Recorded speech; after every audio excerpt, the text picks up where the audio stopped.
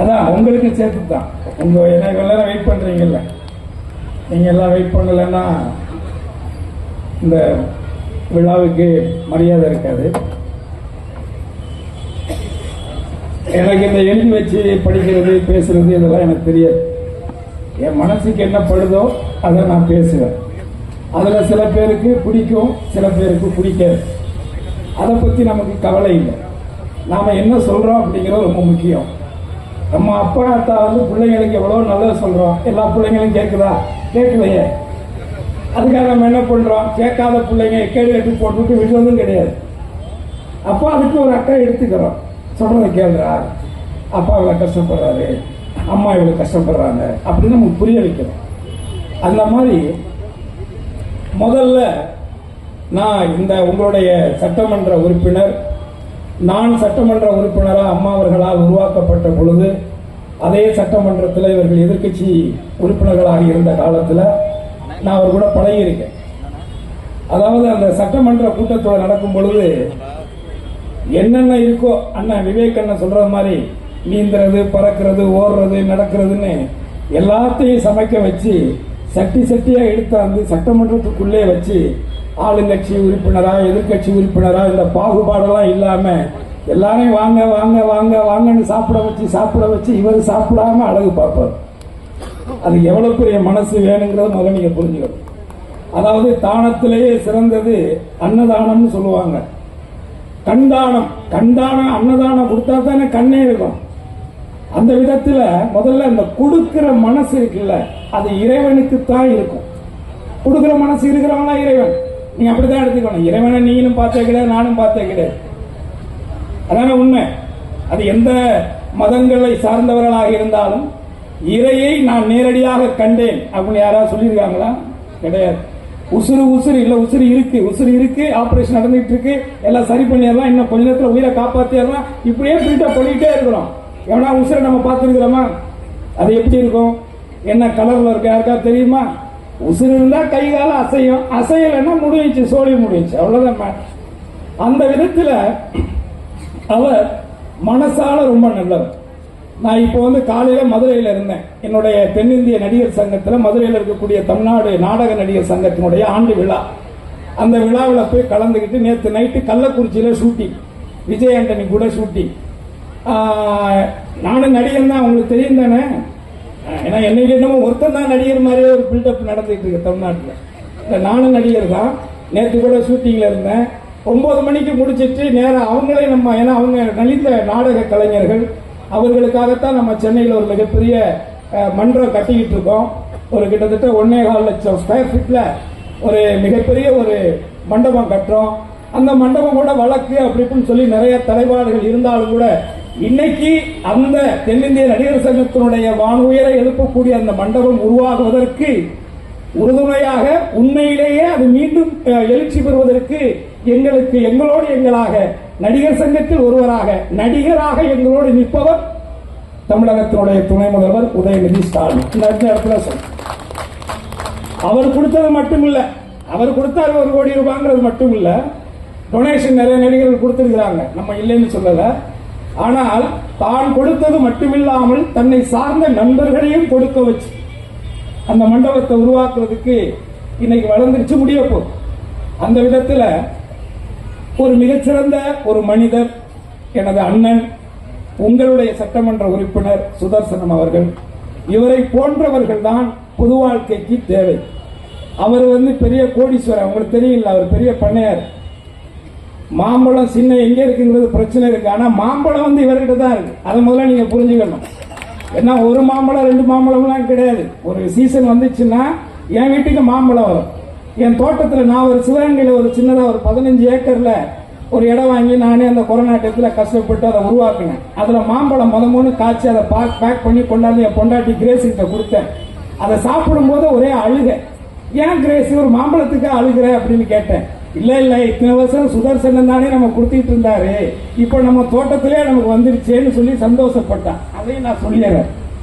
அதனால நல்லவர்கள் கிடைப்பது அரிது. ஔவையார் சொன்னது மாதிரி அரிது அரிது மானிடராய் பிறத்தல் அரிது, மானிடராய் பிறப்பினும் கூன் குருடு செவிடு வேடி நீங்கி பிறத்தல் அரிது. அந்த மாதிரி எத்தனையோ சட்டமன்ற உறுப்பினர்கள் இருந்தாலும், இன்க்ளூடிங் என்ன முதற்கொண்டு நான் சொல்றேன், இருந்தாலும் சுதர்சனை போன்ற ஒரு சட்டமன்ற மக்களுக்கு பணியாற்றக்கூடிய ஒரு நபர் கிடைப்பது அரிது.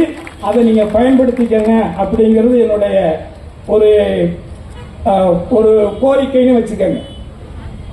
ஆக நான் இந்த மேடையில பேச வந்தது, அந்த மதுரை நிகழ்ச்சியை முடிச்சிட்டு இங்க இருந்து கார்ல நைட் 9 மணிக்கு கிளம்பி மதுரையில போய் அந்த நிகழ்ச்சியை முடிச்சிட்டு 1 மணிக்கு வந்து வீட்டில் தூங்க கூட முடியாம வேற வேட்டி சட்டையை கட்டிட்டு என் பொண்டாட்டி நாளைக்கு கிறிஸ்துமஸ் ட்ரெஸ் எடுக்கிறதுக்காக வண்டி எடுத்துட்டு போனதுனால இவர் வண்டி அனுப்ப சொல்லி அந்த வண்டியில கிளம்பி வந்திருக்கிறேன். நான் பெரிய ஆளா சின்ன ஆளாங்கிறது மேட்ரு இல்லை. ஆனால் ஒரு நல்ல மனுஷன் ஒரு நிகழ்ச்சிக்கு முதல்ல கூப்பிட்டுருக்காரு, எப்படியாவது போயிடணுங்கிறது தான் நான் வந்தேன். வந்ததுக்கு அப்புறம் தான் ஒன்றிய செயலாளர் கருணாகரங்கிறத எனக்கு தெரியும். இங்க இருக்க இப்போ உங்க எல்லாரையும் பார்க்கக்கூடிய ஒரு வாய்ப்பு எனக்கு கிடைச்சிருக்கு. அதனால என்ன விஷயத்துக்காக இவர் கூப்பிட்டாரு, அதுக்காக வந்தோம். வந்து நான் என்ன உங்ககிட்ட சொல்லணும்னு நினைக்கிறேன் அப்படின்னா, நான் நடிகராக இங்கு வரல. நடிகராக வச்சுக்கிட்டாலும் கூட இந்த நடிகர், நான் ஒரு மேடை பாடகனாக இருந்து, ஒரு கிராமிய பாடகராக இருந்து, அதுக்கப்புறம் ஒரு கானா பாடகராக உருவாகி, அதுக்கப்புறம் முதல் தமிழ் பாப் இசை கலைஞனாக உருவாகி, அதுக்கப்புறம் லொடுக்கு பாண்டிங்கிற படத்துல, நந்தா படத்துல லொடுக்கு பாண்டியாக உருவாகி, இன்னைக்கு திண்டுக்கல் சாரதியில வசந்தியோட புருஷனாக அறிமுகமாகி, ஏன்னா இப்படி பல முகங்கள் எடுத்து அந்த திண்டுக்கல் சாரதிங்கிற ஒரு படத்துல நடிச்சதன் மூலமாக, பல முறை சன் டிவியில் அதை போட்டதன் மூலமாக மக்கள் ஒவ்வொரு வீட்டுக்குள்ளேயும் உள்ள போய் திருவாடனையில கிட்டத்தட்ட 52 இருந்து 2016 வரைக்கும் அங்க வந்து ஏடிஎம்கே ஜெயிச்சதே இல்லை. அந்த இடத்துல முறையா ஜெயிச்ச ஒரே ஆளு நான் தான் வச்சுக்கோங்க. பட் இருந்தாலும் இந்த பதவிகள் எல்லாம் பெற்று இன்றைக்கு நான் ஒரு மனுஷனா இந்த உங்களுக்கு முன்னாடி நிக்கிறேன் அப்படின்னா, இதற்கு காரணகர்த்தா யார்? ஒரு கலைஞனாக வளர்ந்து நிற்கக்கூடிய நான் யார்? என்னுடைய மொழி தாய்மொழி தமிழ் மொழி, உங்களுக்கு நீங்கள் நானும் பேசுற மொழி, இதுதான் நம்மளை கனெக்ட் பண்ணுது. ரெண்டாவது, நீங்கள் ரசிக்கிறீங்க, சினிமா தட்டுல காசு கொடுக்குறீங்க, இன்னைக்கு ஓடிடியில பார்த்தாலும் நீங்க அதுக்கு மாசான காசு கட்டுறீங்க, டிவியில பார்த்தாலும் அதுக்கு வந்து பணம் கட்டுறீங்க.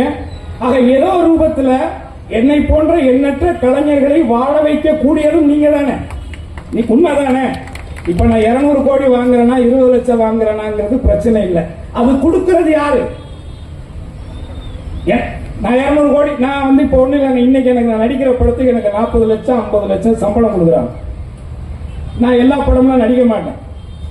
எந்த நடிகை வீட்டு வாசல நான் நின்னது கிடையாது, எந்த டைரக்டர் வீட்டு வாசல நான் நின்னது கிடையாது, எந்த தயாரிப்பாளர் வீட்டுக்கு நான் போனதில்லை. ஏன்னா ஒரு உண்மையான கலைஞன் வாய்ப்புகளை தேடி போடுவானா நிச்சயமா உண்மையான கலைஞனா இருக்க முடியாது. அந்த கலையை மதிச்சு எவன் வந்து கூப்பிடுறான, ஒரு கரகாட்டக்காரியை நீங்க கூப்பிடணும் போனா கூட அவங்கள போய் நீங்க புக் பண்ணணும். ஒரு கச்சேரிக்காரனை கூப்பிட போனா கூட நீங்க அவனை போய் புக் பண்ணணும். அப்பதான் அந்த கலைக்கு நீங்க மரியாதை கொடுத்து கூப்பிடுறீங்கன்னு அர்த்தம். சோ நான் கொஞ்சம் அந்த மாதிரியான விஷயங்கள்ல கொஞ்சம், ஏன்னா சின்ன வயசுல இருந்து கஷ்டப்பட்டு இந்த இடத்துக்கு வந்தால் அடுத்த நேரம் ஏன் எனக்கு வந்து தளபதி வந்து எத்தனையோ திட்டங்களை கொடுத்துருக்காரு. அத்தனை திட்டங்களையும் எனக்கு ரொம்ப பிடிச்ச திட்டம் என்னன்னு கேட்டீங்கன்னா, இந்த காலை உணவு திட்டம் இருக்குல்ல, அது எனக்கு ரொம்ப பிடிச்ச திட்டம். ஏன்னா நான் பள்ளி காலங்களில் படி, எங்க அப்பா சாதாரண டீ கடை வச்சிருந்தார். குருவிக்கரம்பி தஞ்சாவூர் மாவட்டத்தில் பேராவணி பக்கத்தில் ஒரு டீ கடை வச்சிருந்தார். அன்னைக்கு டீ வந்து சக்கரை டீ 10 காசு, சீனி டீ 15 காசு. டிஃபன் எங்க அப்பா சகலகலா master. Tiffin tea, idli, bonda, parotta, bajji, அது இது, பிரியாணி, கோழி குழம்பு, மட்டி, இப்படி எல்லாமே செய்வார். ஆனா ஒரு சின்ன கீத்து கொட்டாய் தான். அந்த இடத்துல எங்களை வளர்த்தார் அவர். அப்போ எங்களுக்கு 5ஆம் வகுப்பு நான் படிக்கிற வரைக்கும் பாத்தீங்கன்னா, பக்கத்துல ஆரம்ப பள்ளியில வந்து அந்த உப்மா போடுவாங்க, கோதுமை உப்மா. அதுல பாத்தீங்கன்னா அந்த புழுவா செத்து கிடக்கும். அதுல அப்படிதான் இருக்கும் அந்த இது. இருந்தாலும் அந்த அம்மா வந்து ஆயம்மா வாழைச்சி கிடச்சி அதால முடிஞ்ச வரைக்கும், அதுக்கு கண்ணுக்கு தெரிஞ்ச வரைக்கும் புறைக்கு போட்டுட்டு சமைச்சு கொடுக்கும். அப்ப நான் அதெல்லாம் சர்வீஸ் பண்ணுவேன். அப்ப எங்க பள்ளி மாணவர்கள்லாம் லைனா உட்கார்ந்து இருப்பாங்க, தட்டு கொடுத்துருவாங்க. அந்த சட்டியில உப்புமா வச்சுட்டு நான் தான் குரல் சொல்லணும். நான் சொல்ல அவங்க எல்லாம் திருப்பி சொல்லணும். ஒரு குரலை வந்து நம்ம வந்து சொன்னோம்னா, பகுத்துண்டு சொல்லுங்க பாப்பா, பகுத்துண்டு பல்லுயிர் ஓம்புதல் நூலோர் தொகுத்தவற்றுள் எல்லாம் தலை அப்படின்னு சொன்னோன்னா கும்பிட்டுட்டு ஆளுக்கு ஒரு கரண்டியா எடுத்து போட்டுட்டு நானும் சாப்பிடுவேன். சாப்பிட்டு முடிச்ச உடனே இந்த வேலையெல்லாம் செய்யறேன்ல, காலையில தண்ணி ஊத்தணும் மரத்துக்கு, மாமரத்துக்கு. எங்க ரெண்டு பீச்சாரு முத்தையவேல் சார் வாத்தியார் ரொம்ப ஸ்ட்ரிக்ட், அடிப்பாரு. அதனால காலையில போய் மரத்துக்கு எல்லாம் தண்ணி ஊத்திட்டு இதெல்லாம் செஞ்சா எனக்கு எக்ஸ்ட்ரா ஒரு தட்டுல அந்த கோதுமையை கொடுக்கும் அந்த அம்மா. அதை மூடி அப்படியே ஓட்டமா ஓடி போயிட்டு 1 கிலோமீட்டர் தூரத்தில் எங்க அம்மாட்ட கொண்டே கொடுத்துட்டு மறுபடியும் திரும்பி ஓடியாந்து அந்த ஸ்கூல்ல உட்கார்ந்துருப்பேன். அந்த இடத்துல இருந்து இந்த இடத்துக்கு வந்தவண்ணா. அதனாலதான் அந்த காலை உணவுடைய திட்டத்தினுடைய வலிமை தெரியும். அந்த உணவுக்கு கஷ்டப்பட்டவனுக்கு தான் அந்த திட்டத்தினுடைய வலிமை தெரியும்.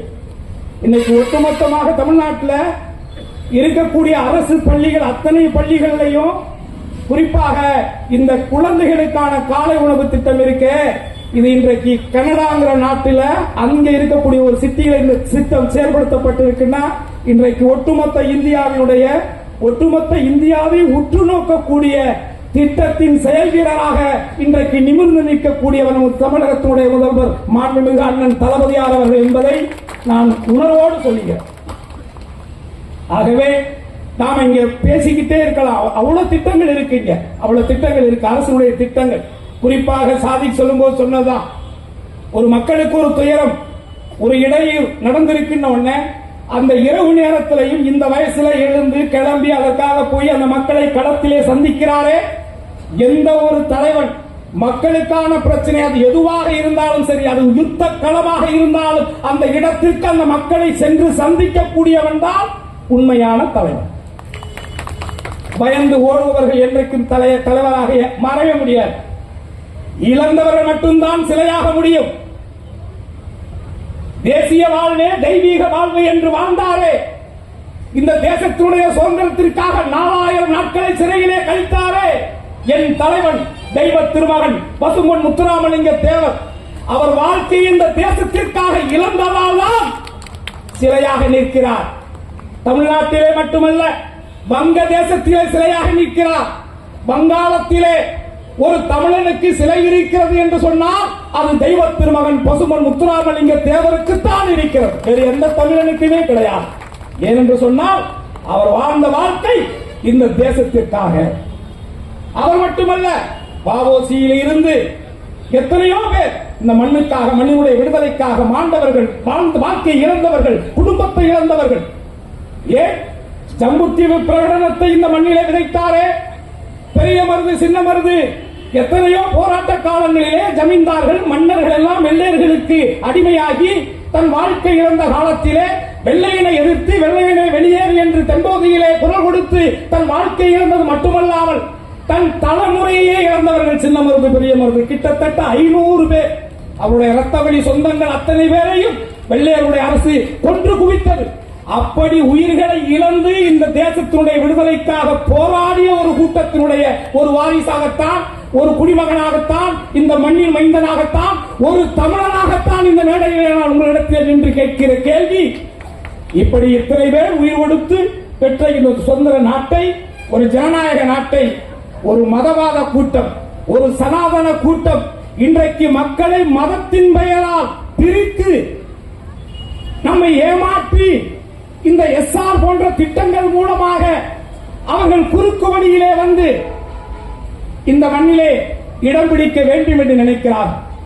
அதைத்தான் நீங்கள் புரிந்து கொள்ள வேண்டும். ஏனென்று சொன்னால் நாம் யாராக இருந்தாலும் நாம் சேர்க்கின்ற செல்வங்கள் சொத்துக்கள் எல்லாமே நமது பிள்ளைகளுக்காக.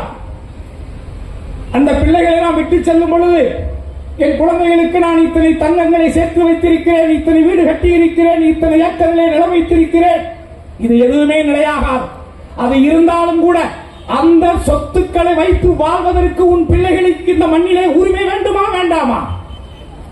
அந்த உரிமை இந்த சனாதன கூட்டங்களால் அந்த பறிக்கப்படும் என்கின்ற ஒன்றைத்தான் உங்களிடத்தில் நான் சொல்ல. மற்றபடி நமக்கு என்ன, இங்க இருக்கிற ஒருத்தருக்கு ஒரு சாமி இருக்கும். இப்ப நான் இருக்கிறேன், எனக்கு ஒரு சாமி இருக்குது. நான் என்ன சாமி, எங்க அப்பா அம்மா, எங்க பாட்டை முப்பாட்டை எல்லாருமே பேசிக்கா சொல்ல போனா, இன்னும் சொல்ல போனா நான் ஒரு பூசாரி, ஒரு பாரம்பரியமா ஒரு பூசாரி குடும்பத்திலிருந்து வந்தால் எங்களுக்கு நாங்கள் சைவத்தை வழிபட்டவர்கள், நாங்கள் சிவனை வணங்கியவர்கள், முருகனை வணங்கியவர்கள், நாங்கள் திருநூறு எடுத்து இப்படி பட்டை அடிச்சுக்குவோம். எனக்கு ஒரு மதம் இருந்தது. அதுபோல எத்தனையோ மதங்கள் இந்த நாட்டில், தமிழ்நாட்டிலேயே எத்தனையோ மதங்கள் இருக்கு. இங்க இருக்கிறவங்ககிட்டயே எத்தனையோ ஐயனார கும்பிடுறவங்க இருப்பாங்க, அந்த ஐயனாருக்கு எத்தனையோ பேர் இருக்கும். சின்ன கருப்பர் பெரிய கருப்பரை கும்பிடக்கூடியவங்க இருப்பாங்க, மாரியாத்தா காளியாத்தா துர்கான்னு சொல்லி கும்பிடக்கூடியவங்க இருப்பாங்க. இது அவர்களுடைய நம்பிக்கை. அந்த நம்பிக்கையின் பெயரால் இந்த சாமியெல்லாம் கும்பிட்டு துண்ணூறு வச்சா குங்குமம் வச்சா நீ நானும் ஒண்ணுன்னு சொல்றாங்களே. முதல் நீங்க ஒன்ன மட்டும் இங்க இருக்கிறவங்க எல்லாம் பெண்களாக இருக்கின்ற காரணத்தினால், குறிப்பாக என்னுடைய தலைவர் தெய்வ திருமகனார் அவர் இந்த மண்ணில் பேசியது சொல்லியது அடிக்கடி சொல்வது ஒன்றுதான். நான் தாய்மார்களை பார்க்கின்ற பொழுது, என் பெண்களை பார்க்கின்ற பொழுது நான் அன்றாட வழிபடக்கூடிய பராசக்தியின் மறு உருவமாக பார்க்கிறேன் அவர் சொல்லுவார் எப்போதுமே. அவர் மிகப்பெரிய ஆன்மீகவாதி. அவர் ஆன்மீகவாதி, மதவாதி அல்ல. தேவர் ஆன்மீகவாதி. அவர் எந்த ஒரு காலத்திலும் RSS அமைப்புகளிலோ இந்த சங் பரிவார அமைப்புகளோடோ இல்லை இந்த சனாதன கூட்டத்தோடு அவர் எந்த தொடர்பையும் வைத்தது கிடையாது. அதற்கான எந்த ஆதாரமும் கிடையாது. ஆக நீங்க ஒன்ன புரிஞ்சுக்கங்க, இந்து என்கின்ற ஒரு மதமே கிடையாது. நல்லா புரிஞ்சுக்கங்க, இந்துன்னு ஒரு மதமே கிடையாது. இந்து என்பது வெள்ளையர்கள் நம்மை ஆட்சி செய்த காலத்திலே இந்தியாவிலே பல மொழிகள், பல மதங்கள், பல இனங்களாக இந்த மக்கள் வாழ்ந்து கொண்டிருந்த காலத்திலே ஒவ்வொரு மதமாக பிரித்து நிர்வாகம் செய்வதற்காக இஸ்லாமியர்களை ஒரு மதமாகவும், கிறிஸ்டியானிட்டியை ஒரு மதமாக, கிறிஸ்துவர்களை ஒரு மதமாகவும், அடுத்து பல மதங்கள் இருக்கக்கூடிய சீக்கியம், பாசி, புத்தம், வைணவம், இப்படி பல மதங்கள் இருந்த நிலையிலே நிர்வாகம் செய்வதற்காக வைத்த பொது பெயர் இந்து. அவ்வளவுதான், அது மதமே கிடையாது. ஆனால் இந்து என்பது வேறு. இப்ப நீங்க நான் சிவனை கும்பிடுறேன், நீங்க பெருமாளை கும்பிடுறீங்க, நீ நானும் இந்து வச்சுக்கலாம், தப்பு இல்லை. ஆனால் இந்து என்பது பொது பட்டியலில் இருக்கும். எல்லா இத்தனை மதங்களை சேர்த்த ஒரு பொது பெயர் இந்து. இந்துத்துவா என்பது வேறு. இங்க என்ன பிரச்சனைனா, இந்துத்துவா என்பது என்னங்கிறதா இங்க பிரச்சனை. அத நீங்க காவி கலருக்கும் இந்த கலருக்கும் நிறைய வித்தியாசம். தயவு செஞ்சு நீங்க அதை தான் புரிஞ்சுக்கணும். பார்ப்பனர்கள், குறிப்பாக ஆரியர்கள், பார்ப்பனர்கள் மணி அடிக்கும் போது அவர் சொல்ற மந்திரம் கடவுளுக்கும் புரியாது, உனக்கும் புரியாது, எனக்கும் புரியாது. என்ன நல்லா புரிஞ்சுக்கங்க, எந்த கடவுளுக்கும் அந்த மந்திரம் புரியாது. அது அவர்கள் வாழ்வதற்காக உருவாக்கி கொண்ட ஒரு மந்திரம், அவ்வளவுதான். நீங்க அப்படித்தான் பார்க்கணும். பெரியார கூட தான் சீக்கிரமா செத்துன்னு எத்தனை யாகங்கள் நடத்துறாங்க. அவரால் என்னால முடியல, அவரால் தான் ரிட்டையர்மெண்ட் வாங்கிட்டு போனார்.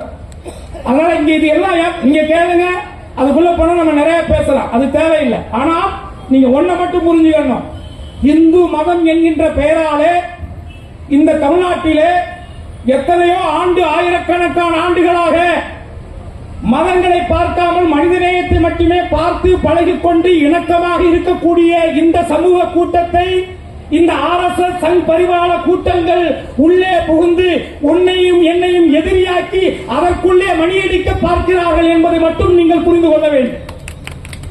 ஆனால் ஒன்றை மட்டும் சொல்கிறேன், என்னை பொறுத்தவரை எனக்கு ஒரு சமுதாய அடையாளம் இருந்தாலும் கூட நான் தாய்மொழி தமிழ் தான். அதுல ஒண்ணு வேற ஒண்ணும் கிடையாது. என்ன முதல்ல நான் சொன்னதுதான், உங்களால் உருவாக்கப்பட்ட நடிகனாக இன்றைக்கு வளர்ந்து நிற்கக்கூடிய நான், உங்களுக்கு ஒரு பிரச்சனை என்று வருகின்ற பொழுது அதை வேடிக்கை பார்க்கக்கூடியவனாக நான் இருக்க மாட்டேங்கிறத அந்த இடத்துல சொல்றேன், அவ்வளவுதான். நாளைக்கு இங்க இருக்கக்கூடிய சோழாவரமா இருந்தாலும் சரி, முண்டியம்மன் நகரா இருந்தாலும் சரி, ரெட்டில்ஸா இருந்தாலும் சரி, இதை தாண்டி போற திருவள்ளூர் மாவட்டத்தில் எங்க இருந்தாலும் சரி, எந்த இனமாக இருந்தாலும் சரி, அது தமிழ்நாடாக இருந்தால் எந்த ஒரு பிரச்சனையாக இருந்தாலும் அந்த இடத்திலே நிச்சயமாக நான் வருவேன். எனக்கு முன்பாக தமிழகத்தினுடைய முதல்வர் மு.க. ஸ்டாலின் அண்ணன் அவர்கள் வருவார். இதுதான் நம்ம மைய கருத்து. மதவாத கூட்டத்தால் மனிதனுடைய சமூக நல்லிணக்கத்தை சீர்குலைக்க திட்டமிடுகின்ற இந்த சங் பரிவார கூட்டத்திற்கு எதிரான ஒரு வார் தான் வரக்கூடிய தேர்தல். இதை மட்டும் நீங்க புரிஞ்சுக்கணும். இது ரொம்ப ரொம்ப முக்கியம். இது ரொம்ப ரொம்ப ரொம்ப ரொம்ப முக்கியம். ஏன்னா நம்ம அவங்கள உள்ள விட்டுட்டீங்கன்னா நம்மளுடைய மொழி அழிஞ்சிடும். ஒரு மொழி அழிந்தாலே ஒரு இனம் அழிஞ்சிடும். இது ஏதோ ஒரு இனம் இல்ல. நீ எத்தனை வருஷ வரலாறை எடுத்து பார்த்தீங்கன்னாலும் கூட எல்லாம் புது புது கதையா சொல்லுவாங்க. இப்ப அண்ணன் சொன்னது மாதிரி, சட்டமன்ற உறுப்பினர் சொன்னது மாதிரி, இன்னைக்கு 100 நாள் வேலை திட்டம். நான் கிராமத்துல தான் வாழ்றேன். இப்பவும் சென்னையில ஷூட்டிங் தான் வர்றேன். மற்ற நேரம் எல்லாம் நான் சிவகங்கையில தான் இருக்கேன். எங்க ஊர் பக்கத்துல தாஞ்சூர்ல தான் இருக்கேன். அங்க இந்த 100 நாள் வேலையில நல்லா உங்களுக்கு தெரியும், வயசானவங்களை வீட்டுல வச்சிருக்கும் பொழுது அவங்கள ஒரு தொந்தரவா ஒரு இதோ ஒரு அவங்களுக்கு அவங்கள ஒரு என்ன சொல்றது ஒரு இதாக ஒரு மரியாதை இருக்காது. உண்மை அது. சில குடும்பங்கள் அபூர்வமா இருந்தாலும் உண்டு. ஆனால் அந்த மாதிரி வயசானவங்களா இருக்கக்கூடியவர்களை வீட்டில் இல்லாமல் அவங்க சும்மா போய் ஒரு மரத்தடியில் உட்கார்ந்து இருந்தாலும் கூட அவங்களுக்குன்னு ஒரு வேலை வாய்ப்பு திட்டத்தை கொடுத்து கிட்டத்தட்ட 10 வருடம் 15 16 வருடங்களாக இருந்த ஒரு செயல் திட்டம் ஆண்டுக்கு அன்றைக்கு காங்கிரஸ் ஆட்சியில் போடப்பட்ட பொழுது 40,000 கோடி ரூபாய் அதற்கான செலவு திட்டங்கள் அன்றைக்கு அது செயல்படுத்த முடியாத பொருளாதார நிலைப்பாடு இருந்த பொழுதும் அதை துணிச்சலாக அன்றைக்கு செயல்படுத்தி இதுவரைக்கும் சரியாக போயிட்டு இருந்த ஒரு திட்டத்தை திடீரென்று 100 நாள் 125 நாள் சொன்னா 100 ரூபாய் சம்பளம் வாங்குறவனுக்கு 125 ரூபாய் நாளையில இருந்தா நீங்க என்ன நினைப்பீங்க? சூப்பரா அப்படி நினைப்பீங்கல்ல? அப்படி நினைக்கிறது மாதிரி தான் இது ஏமாத்துறது. 125 நாள் சொல்லிட்டு இந்த திட்டத்தை எப்படி க்ளோஸ் பண்ணலாம்? அவங்களுடைய எண்ணங்களை புரிஞ்சுக்கங்க தயவு செஞ்சு. அது மகாத்மா காந்தியின் பெயரால் இருந்த ஊரக வளர்ச்சி திட்டம் அதானே. அந்த திட்டத்தை இப்ப ஹேராம் ஹரேராம்னு மாற்ற வேண்டிய அவசியம் இருக்கு. தமிழ்நாட்டுக்குள்ள எங்கெங்கெல்லாம் ராமர் கோயில் இருக்குன்னு வச்சுக்கோங்க. எத்தனை கோயில் இருக்குன்னு எனக்கு தெரியாது. அப்படி இருந்தா கூட சத்தியமா ஒரு தமிழ்நாட்டுக்காரன் கூட அந்த கோயிலை கட்டியிருக்க மாட்டான். பார்ப்பனர்கள் மட்டும்தான் கட்டியிருப்பான். அதுல ஒரு மாற்று கருத்தே கிடையாது. ஆக ஒரு மகாத்மா காந்திங்கிறவர் இந்த தேசத்திற்காக உழைக்கலையா? கஷ்டப்படலையா? எத்தனை போராட்டங்களை கையெழுத்தாரு? ஒரு மிகப்பெரிய ஒரு நாட்டு ஒரு ஜனநாயக நாடை உருவாக்குறதுக்காக அவர் எவ்வளவு கஷ்டப்பட்டாரு? அவர் மணி அடிக்கிறவர் தான். ஆனா இங்க பிரச்சனை அது கிடையாது. அவர் பார்ப்பனராங்கிறதுல இங்க பிரச்சனை கிடையாது. அவர் ஆரியராங்கிறதுல இங்க பிரச்சனை கிடையாது.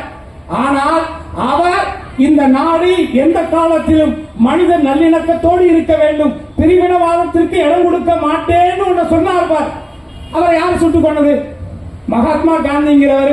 நம்மளாம் மனுஷங்க தான். சோறு சாப்பாட்டுல உப்பு போட்டு தான் சாப்பிடுறோம். அந்த உப்புக்கு கொஞ்சமாவது நன்றி இருக்கணும் இந்த தேசத்திற்கா. அதனாலதான் மகாத்மா காந்தி அவருக்கு ஒரு பேர் இருக்கு. நீ வச்சிருக்கிற நோட்ல கூட அந்த படம் இருக்குல்ல. ஆனால் இவர்களுடைய சூழ்ச்சி என்னன்னா காந்தி அவங்களுக்கு பிடிக்காது. ஏன்னா காந்தி, தேவர், பாபு சிதம்பரம் பிள்ளை இது போன்ற எண்ணற்ற பேர்கள் எல்லாம் இந்த மண்ணுக்காக விடுதலைக்காக கஷ்டப்பட்டு உழைச்சி செத்து சுண்ணாமானவங்க.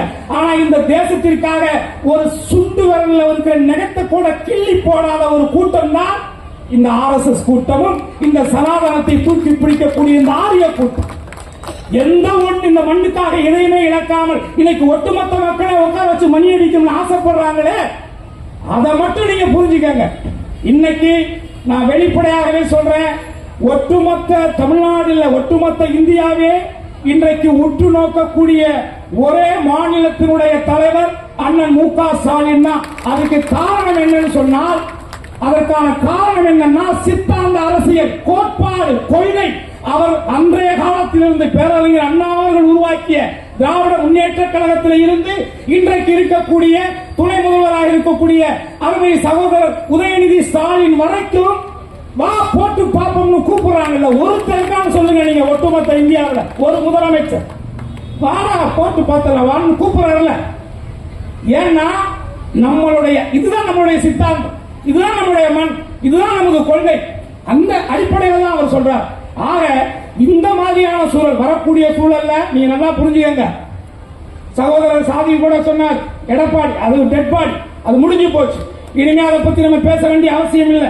ஏன்னா அந்த கட்சி என்ன உருவாக்குனது எடப்பாடி எல்லாம் கிடையாது. எடப்பாடியோ டிடிவி எல்லாம் கிடையாது. என்னை உருவாக்குனது புரட்சி தலைவி அம்மா. அவங்க தான் என்ன சீட்டு கொடுத்தாங்க. நான் நின்று ஜெயிச்சேன். ஓகே, அந்த அம்மா செத்துட்டாங்க, என் வாழ்க்கையும் போச்சுட்டு அதோட வந்துட்டேன். ஏன்னா அதுக்கப்புறம் இவங்க ஏதாவது செய்வாங்கன்னு பார்த்தேன். எதுவும் செய்வாங்கன்னா எனக்கு செய்வாங்கன்னு நினைச்சிடாதீங்க. நான் எச்ச சோறுலாம் சாப்பிடவே மாட்டேன். கஞ்சி சோறா இருந்தாலும் உழைச்சுதான் சாப்பிடணும்னு நினைப்பேன். அது என்னுடைய கேரக்டர்.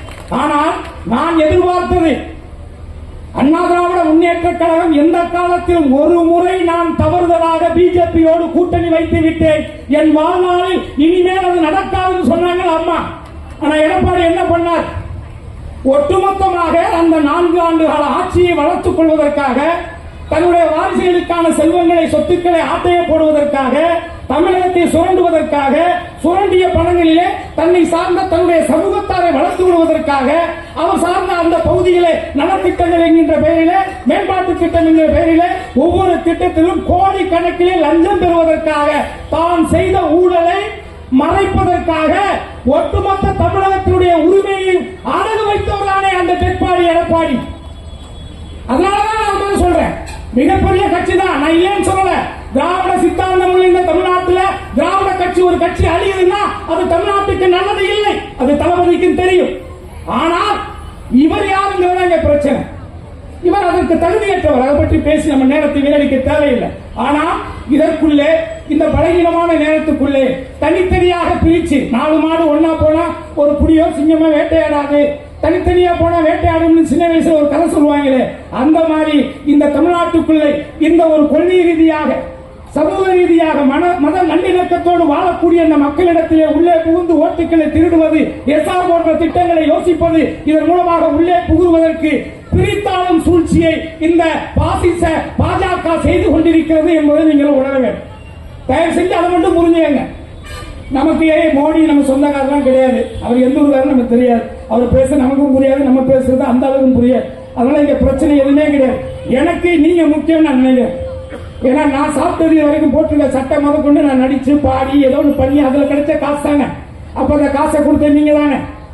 அதுக்காக சொல்றேன், அது என்ன போற ஒரு சின்ன நடிகனுக்கு இருக்கு, 200 கோடி சம்பளம் வாங்குற பெரிய நடிகருக்கு இருக்கணும்ல, அந்த உணர்வு இருக்கணும்ல. நம்ம கண்ணதிலேயே நம்ம அப்பா எல்லாம் தலைவர் கலைஞர்கிட்ட தான் போய் நின்னாரு, அவர் மூலியமா தானே நம்ம எல்லாம் உருவானோம் வளர்ந்தோம், நம்ம பிள்ளையெல்லாம் அப்படித்தானே டெவலப் பண்ணி கொண்டு வந்தோம். இன்னைக்கு அந்த சித்தாந்தத்துக்கு எதிராகவே, தமிழர்களுக்கு எதிராகவே, தமிழருடைய நலனுக்கு எதிராகவே ஒரு மக்களால் உருவாக்கப்பட்ட, மக்களால் வளர்ந்து தன்னை இந்த நிலைமைக்கு கொண்டுட்டு வந்ததுக்கு பிறகு எல்லாரும் சொல்லிக்கிறாங்க 200 கோடி. நான் சொல்றேன், எந்திரன்கிற படம் எப்போ வந்துச்சு? ரஜினி சாருடைய படம் எந்திரன் படம். அந்த படத்துல ஐஸ்வர்யா ராய், ரஜினிகாந்த், ஏஆர் ரஹ்மான், சங்கர், அப்புறம் பாபி டானின்னு சொல்லி ஒரு ஹிந்தி நடிகர். அதுக்கு அடுத்து பெரிய சம்பளம் வாங்கின நடிகன் தான். 6வது பெரிய சம்பளம் நான் தான் வாங்கின அந்த படத்துல. ஆனா அப்பொழுதுதான் நான் சார்ந்த மக்களுடைய அடிப்படை உரிமைகள் மறுக்கப்படுகின்ற உரிமைகள், மக்கள் தொகையின் அடிப்படையில் என் மக்களுக்கான இடஒதுக்கீடு போன்ற நிலைகளை வரையறுத்து அதற்காகத்தான் நான் இந்த முக்குளத்தோர் புலிப்படைங்கிற கட்சியை நான் ஆரம்பிச்சேன். இப்போ நான் பொருளாதார அதுக்கு பின்னாடி கீழே தான் விழுந்திருக்கேன். ஆனால் ஏதோ ஒரு 10 பேருக்காக நான் உண்மையா வேலை செஞ்சிட்டு இருக்கேன், ஒரு சின்ன சந்தோஷம் இருக்கு என் மனசுக்குள்ள. அப்ப அந்த அடிப்படையில 200 கோடி ரூபாயை விட்டுட்டு ஒரு நடிகர் வர்றாரு, அவர் நினைச்சா ஆல்ரெடி தான் உங்ககிட்ட 2000 கோடி இருக்கேப்பா. 200 கோடி இருந்தா என்ன, இல்லாட்டி என்ன? இந்த இருக்கு என் போனு, இதுல ஒரே ஒரு அக்கௌண்ட் நம்பர் தான் HDFC பேங்க்ல இருக்கு. நம்பர் எடுத்து ஓபன் பண்ணிப்பார். அதிகபட்சம் ஒரு 50,000 ரூபாய் இருந்தா பெரிய விஷயம். 50,000 ரூபாய் சேவிங் வச்சுக்க தெரியல, 200 கோடி ரூபாய் வாங்குற வழியாண்டா எதுக்குறேன்னு எத்தனை பேர் கேட்டுருப்பாங்க. காசு இன்னைக்கு இருக்கு, நாளைக்கு போயிடும், அது இங்க பிரச்சனை இல்லை. பணம் 200 கோடியை இழந்து நான் மக்களுக்கு சர்வீஸ் பண்றதுக்காக நான் இழந்துட்டு வரேன். இல்லை, இன்றைக்கு இவரே ஒரு சங்கீதம். நீங்க நல்லா புரிஞ்சுக்கங்க, இது பெரிய விளையாட்டு, இது ஒரு பெரிய கேம். இந்த தமிழ்நாட்டுக்குள்ள தமிழர்களை பிரித்தாண்டு பாஜக ஏதாவது ரூபத்தில் தமிழகத்தில் தன்னுடைய காலை பதிக்கணும்னு நினைக்குது. அது சத்தியமாக முத்துவேல் கருணாநிதி ஸ்டாலின் இருக்கும் வரை, அவருடைய மகன் உதயநிதி ஸ்டாலின் இருக்கும் வரை, என்னை போன்ற மனித நேயத்தையும் மதத்தின் பெயரால் மக்களை பிரிக்கின்ற அந்த பாசிச சக்திகளை எதிர்க்கின்ற கடைசி உயிர் இருக்கும் வரை உங்களால் தமிழகத்துக்குள்ளே கால் ஊன்ற முடியாது. அது நைனாவா இருக்கட்டும், அவங்க நைனாவா இருக்கட்டும், யாராக வேணாலும் இருக்கட்டும், அதுக்கு வாய்ப்பு நம்ம கொடுத்துடக்கூடாது. நீங்க வாழ்க்கையில யாராவது பாவம் செய்யணும்னு நினைச்சீங்கன்னா பிஜேபிக்கு ஓட்டு போடுங்க. பாவம் செய்யணும், நாளைக்கு நமக்கு பிறக்கிற புள்ள, நம்ம புள்ள பிறக்கிற புள்ளைக்கு கைகால் விளங்காம போகணும்னு நினைச்சீங்கன்னா ஓட்டு போடுங்க. நான் ஓப்பனாவே சொல்றேன். ஏன்னா அவ்வளவு பெரிய கொடுமையானவங்க. நீங்க வெளியில பேச யோசிக்காதீங்க. 125 பேருக்கு வேலை தர்றேன்னு காந்தி பேரை எடுக்கணும் என்ன இருக்கு? காந்தியுடைய பேர், இந்த நாட்டுக்காக உழைச்ச காந்திக்கு மண்டபம் எங்க இருக்கு, பேர் எங்க இருக்கு, எல்லாத்தையும் எடுக்கக்கூடிய இந்த மத்திய அரசு வல்லபாய் பட்டேலுக்கு கட்டுறது எவ்வளவு பெரிய சிலை. அப்போடைய நோக்கம் என்ன? ஒரு சின்ன கோட்டுக்கு பக்கத்துல பெரிய கோடு போட்டா இந்த கோடு சின்ன கோடா தெரிஞ்சிடும். ஏன்னா ஒரு பெரிய கோடு இருக்குன்னா அதுக்கு பக்கத்துல அதை விட பெரிய கோடா போட்டுட்டா இந்த கோடு மறைஞ்சிடும். இதானே உங்க சித்தாந்தம், இதுதானே உங்களுடைய அரசியல். இது என்ன நாகரிக அரசியல்? இது என்ன நல்ல அரசியல்? தயவு செஞ்சு சொல்றேன், என்ன கடற்தாமரை வந்துச்சுன்னா கொலை நாசமாகும், கடற்தாமரை வந்துச்சுன்னா உடல் நாசமாகும், தாமரை வந்துச்சுன்னா தமிழ்நாடு நாசமாகும். நான் பாராளுமன்ற தேர்தலே சொன்னேன், அதைத்தான் திரும்பவும் நான் சொல்றேன். ஆகவே இங்க தேவை நமக்கு மக்களுக்காக வேலை செய்யக்கூடிய, மக்களுடைய நலன்களுக்காக யோசிக்கக்கூடிய, மக்களுடைய சந்ததிகளுக்கான திட்டங்களை யோசிக்கக்கூடிய ஒரு அமைச்சர், ஒரு முதலமைச்சர் வேணும். அந்த முதலமைச்சர் இந்தியாவிலே சிறந்த முதலமைச்சராக தன்னுடைய மக்களுக்கான செயல் திட்டங்களை தினந்தோறும் புதிதாக மகளிர் உதவித்தொகையிலிருந்து எண்ணற்ற திட்டங்களை கொடுத்துக் கொண்டே இருக்கக்கூடிய அருமை அண்ணன் தமிழகத்துடைய முதல்வர் மு.க. ஸ்டாலின் அவர்கள்தான் மீண்டும் முதலமைச்சராக வர வேண்டும் என்பது என்னுடைய விருப்பம் மட்டுமல்ல, ஒட்டுமொத்த தமிழருடைய விருப்பம், தமிழ்நாட்டினுடைய விருப்பம். இந்த நிலையில் அவர் வருகிறார், இவர் வருகிறார், எவர் வேண்டாலும் வரலாம் போகலாம், அது பெரிதல்ல. அவர் எந்த சித்தாந்தத்தோடு வருகிறார், எந்த உள்நோக்கத்தோடு வருகிறார்? 200 கோடியை இழந்து நான் வருகிறேன் என்றால் நான் சொல்கிறேன் 2 லட்சம் கோடி சம்பாதிப்பதற்காக வருகிறார்.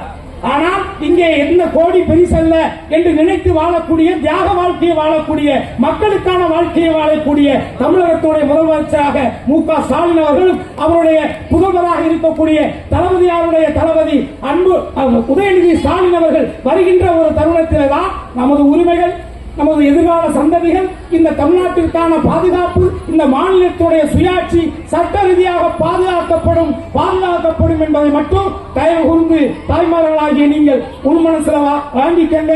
அதே நேரத்தில் கடந்த முறை அவருடைய பிறந்த நாள் நடந்து ரொம்ப நாளாச்சு. இருந்தாலும் நான் அப்ப எழுதின ஒரு கவிதை, உதயநிதி ஸ்டாலினுக்காக பிறந்த நாள் வாழ்த்து சொல்றதுக்காக எழுதினேன். அன்னைக்கு சேகர்பாபு மீட்டிங்ல நமக்கு பேசுறதுக்கு நேரம் இல்லாம போச்சு. அவருக்கு எழுதின அந்த கவிதையை மட்டும் நான் உங்களுக்காக படிச்சு காட்டுறேன். சனாதனத்தை பொசுக்கிய உதய சூரியன், சனாதனத்தை பொசுக்கிய உதய சூரியன் உதயநிதி, பாரத மாதா பங்காளிகளை பந்தாடிய பண்பாளன் உதயநிதி, காவி பேய்களை அடித்து நொறுக்கும் கருப்பு சிவப்பு உதயநிதி, சங்கியனும் வங்கிகளை இந்தியா முழுவதும் கதறவிட்ட திராவிட மதி எங்கள் உதயநிதி, கலைஞர் எழுதினார், முழங்கினார் மக்களுக்காக, அண்ணன் ஸ்டாலின் உழைத்தார், உழைத்துக் கொண்டிருக்கிறார் மக்களுக்காக. அன்பு உதயநிதி நீரில் கிடந்தாலும் ஏரியில் பாஸ்பரஸ் போல் நெஞ்சத்து நெருப்பு அணையப்படாது உழைக்கிறார். அது மக்களுக்கானது, இந்த மண்ணுக்கானது. திராவிட மாமலையை பிளக்க நினைக்கும் சனாதனத்தை சல்லி சல்லியாக உழைக்க போகும் குழி எங்கள் உதயநிதி. உதய சூரியன் எப்போதும் தேயாது, உதயநிதி வெல்லாமல் போகாது. சூரியனாய் வாழ்க, சூத்திரதாரிகளை சூறாவளியாய் சுழற்றி அடித்து வெல்க வெல்க வெல்க உதய சூரியன் என்று கூறி அவர் 10 ஆண்டு 100 ஆண்டு வாழ வாழ்த்தி வாய்ப்புக்கு நன்றி கூறி விடைபெறுகிறேன். நன்றி, வணக்கம்.